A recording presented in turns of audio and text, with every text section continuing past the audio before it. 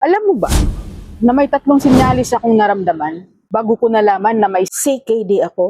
At baka naranasan mo na rin to ngayon. Bilang isang CKD warrior at kidney transplant patient, gusto kong ibahagi ang mga sinyalis na nararamdaman ko.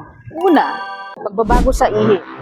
Napapansin ko noon na laging may bula ang ihi ko at madalas akong nagigising sa gabi para umihi. Hindi ko alam na sinyalis na pala na may protina na ang ihi at may problema na ang kidney ko.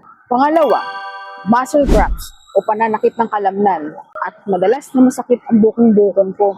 Kala ko simpleng pagod lang, pero isa na pala yun sa sinyalis na may problema na ang kidney ko. Pangatlo, mataas na blood pressure. Nung napansin kong mataas na ang BP ko, dun ko lang naisipang magpa-check up.